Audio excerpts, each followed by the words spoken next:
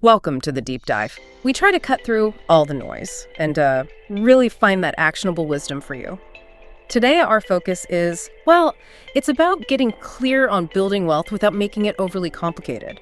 We're digging into some really potent ideas from excerpts from The Disciplined Path to Wealth. So if you're looking for clarity in, the often confusing world of money, this is for you. We're aiming to pull out the most powerful nuggets. Let's get into it. Yeah, and what's really interesting about this source is how simple it makes things sound. It lays out this, disciplined approach, but the book itself says the power isn't some secret formula, right? It's about sticking to these seemingly basic ideas consistently, the core tenets.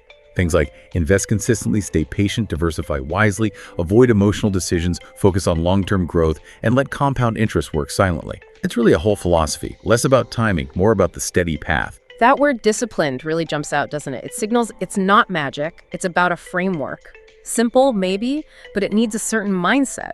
When it says invest consistently, that feels like it pushes back against that urge to, jump in and out, trying to time things. Exactly. All right. And the source argues consistency, like dollar cost averaging, isn't just about risk. It's a behavioral tool. It helps you resist trying to predict the highs and lows, which, let's be honest, the book calls a fool's errand for most people. You end up buying high and lows, smoothing things out, and crucially, it keeps you invested. Keeps you in the game, yeah. And that consistency naturally flows into staying patient. But it's not just saying wait around, is it? It sounds more active than that, like actively resisting impulses.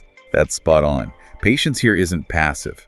It's actively fighting that constant urge to do something, especially when markets get choppy. The source warns that lots of investors stumble not because they pick the wrong things, but because fear or greed takes over. They sell low or buy high. So the discipline is mental, sticking to the plan even when your gut is screaming at you. Okay, that makes a lot of sense. Resisting emotion is key. Then there's diversifying wisely. Most people get basic diversification, spread your money around. What's the wisely part add, according to this? What's the deeper level? Well, the source points out that wisely goes beyond just owning different stuff.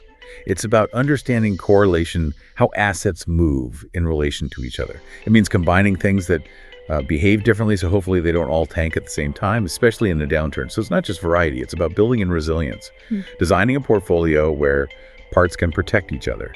Resilience, I like that, not just variety. And these principles seem to build towards the big one, focusing on long-term growth. Yeah. It sounds like the book is saying, get the process right, and the results will, eventually follow. Precisely. It's about tuning out the day-to-day market noise, the latest fads. The source reminds us that real wealth building through investing is, it's usually slow. It relies on fundamental growth, on compounding. It's definitely not about getting rich quick. It's about trusting that process over years, maybe decades. And that perfectly sets up that final, really sticky phrase, let compound interest work silently. It does feel like this quiet superpower. It really is. The book highlights how, at first, compounding feels incredibly slow, almost like nothing's happening. But then over long stretches, as interest earns interest, the growth just accelerates dramatically. It's silent because you don't need to constantly fiddle with it. Those early consistent investments, they become disproportionately powerful over time. The genius isn't timing, it's letting these forces work in the background. So let's bring it back. What does all this mean for you, listening right now, maybe thinking about your own finances?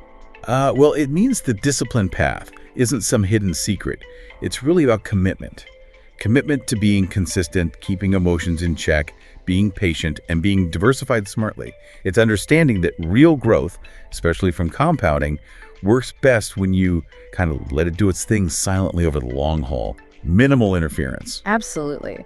And maybe that leaves you with a final thought to chew on. If consistent, patient, unemotional effort works for wealth by just letting things work silently, where else in your life could that approach maybe lead to some surprising long-term growth? Something to think about.